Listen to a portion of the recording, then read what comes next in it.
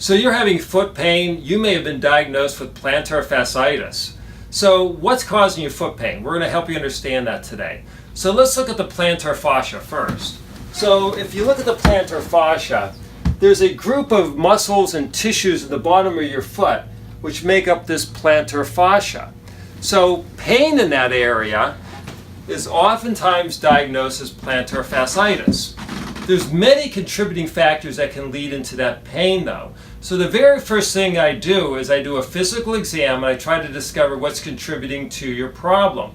Well, a big deal in the foot is the number of bones that you have in your foot. So there's 26 bones in your foot. These bones have to align properly and they form arches. So any mild imbalance in these bones can actually affect the arches.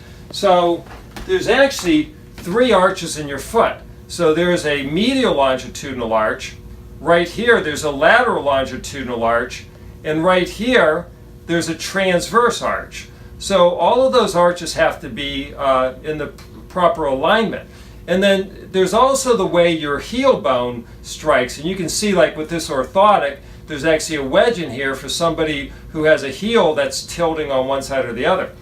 This is actually a big deal. Oftentimes people will get shoe inserts and they won't really be anatomically correct and they're really not helping their condition. So having the proper shoe insert can be a big part of your plantar fascia.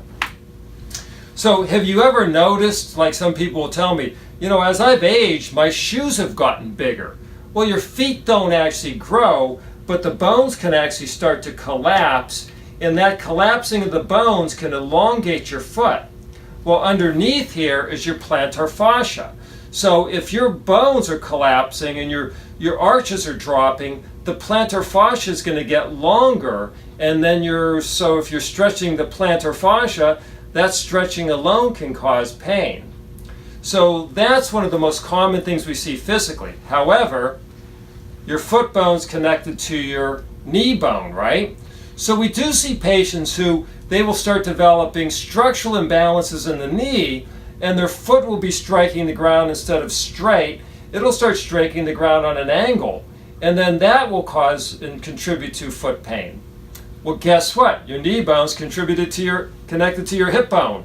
What if there's something wrong in your hip? And we see this in patients where their normal gait, in other words, your gait is the way that your leg moves and your foot strikes the ground, their normal gait can be altered because what if your hip rotates? Then your knee rotates, then your foot rotates, and if your knee and foot is rotating, that can contribute to your foot pain.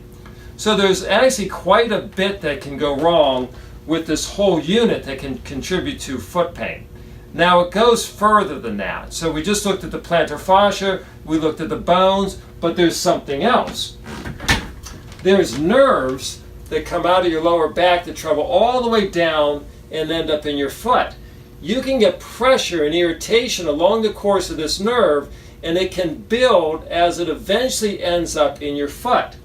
Now, what is really unique about that is in your foot you have what's called a tarsal tunnel. The tarsal tunnel is similar to what you have in your wrist, which is your carpal tunnel. So if the nerve is getting pressure on it along its course, as it enters and travels through the tarsal tunnel, it can get more pressure and you can develop symptoms. So a thorough and complete physical exam is really important for identifying what's causing your foot pain. There is also things that aren't physical. There are chemical things that can contribute to your foot pain. And this is very common, especially with plantar fasciitis. And one of the most common things we see is an imbalance in the body's pH. If your body is too acidic, even too alkaline, that can contribute to inflammation, and that inflammation can show up as foot pain. One more thing we take a look at is the electrical system, the meridian system, the acupuncture system traveling down into your foot. And you may have heard that acupuncture can really help foot pain or plantar fasciitis. So we do what's called an electromeridian analysis, and we try to identify if there's any contributing factors to the meridian system affecting the pain in your foot.